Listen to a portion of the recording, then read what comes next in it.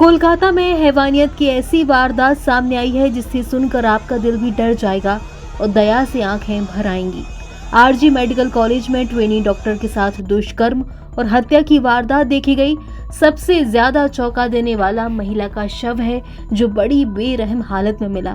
कपड़े फटे थे, शव अर्धनग्न हालत में था। ऑटोप्सी में तो दोनों आंखों से खून बहने की बात भी कही गई है। हम आगे ऑटोप्सी की रिपोर्ट भी बतलाएंगे। इस दरिंदगी पर पश्चिम बंगाल की मुख्यमंत्री ममता बनर्जी की भी प्रतिक्रिया आई है। उन्होंने घटना दुर्भाग्यपूर्ण और घृणित बताई।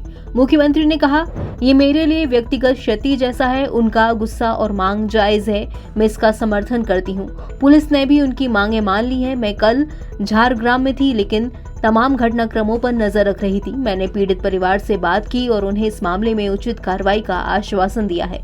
मुख्यमंत्री ममता बनर्जी ने कहा, मैंने मामले को फास्ट ट्रैक कोर्ट में ले जाने का निर्देश दिया है और अगर जरूरत पड़ी तो आरोपियों को फांसी दी जाएगी।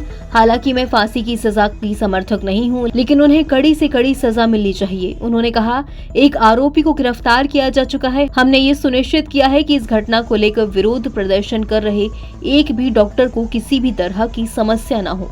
जो लोग विरोध कर रहे हैं, अगर उन्हें ऐसा लगता है उन्हें राज्य प्रशासन पर भरोसा नहीं, तो वो दूसरी जांच एजेंसी से संपर्क कर सकते हैं।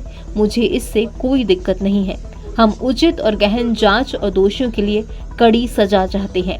ममता बनर्जी ने कहा कि जैसे कानून व्यवस्था सुनिश्चित करना हमारी जिम्मेदारी है, वैसे ही हॉस्पिटल सुपरिटेंडेंट की भी जिम्मेदारी है। हम ये भी जांच करेंगे कि क्या उनकी तरफ से लापरवाही हुई है।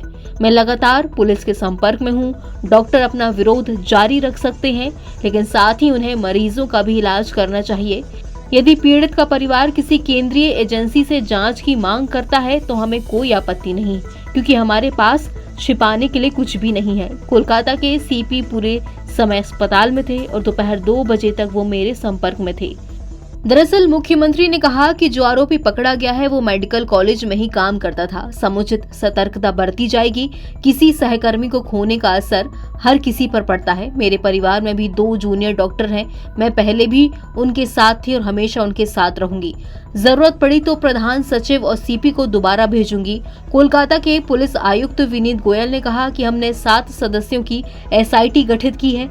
अगर परिवार या रेजिडेंट डॉक्टर की ओर से कोई मांग है और वो किसी अन्य एजेंसी से मामले की जांच कराना चाहते हैं तो उनका स्वागत है। हम सुनिश्चित करेंगे कि आरोपियों को कड़ी से कड़ी सजा मिले।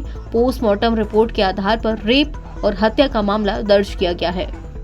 दरअसल कोलकाता के आरजी मेडिकल कॉलेज की 3री मंजिल पर सेमिनार हॉल के अंदर एक ट्रेनी महिला डॉक्टर शुक्रवार सुबह एक मिस्टीरियस हालत में मृत पाई गई। वो मेडिकल कॉलेज में ही PG सेकेंड ईयर की स्टूडेंट थी। पोस्टमार्टम रिपोर्ट से पता चला कि पीड़ित डॉक्टर के साथ यौन उत्पीड़न किया गया और फिर उसकी हत्या कर दी गई। अस्पताल के जूनियर डॉक्टर्स के विरोध प्रदर्शन और कानून व्यवस्था को लेकर बीजेपी द्वारा ममता सरकार की तीखी आलोचना के बीच मामले में एक व्यक्ति को भी गिरफ्तार कर लिया गया है। वहीं ऑटोप्सी की रिपोर्ट के मुताबिक ट्रेनी महिला डॉक्टर के शरीर के कई हिस्सों पर चोट के निशान मिले हैं। उसकी दोनों आंखों और मुंह से खून बह रहा था। चेहरे पर चोटें थीं और नाखून लगा हुआ था। पीड़िता के प्राइवेट पार्ट से भी खून बह रहा था। उसके पेट, बाएं पैर, गर्दन, दाहिने हाथ और छोटी उंगली होंठों में भी चोट लगी है। कोलकाता पुलिस अधिकारी के मुताबिक घटना शुक्रवार सुबह 3 से 6 बजे के बीच की है। पुलिस के मुताबिक पीड़िता का शव अर्धनग्न हालत में बरामद किया गया था। उसकी गर्दन की हड्डी भी टूटी हुई थी।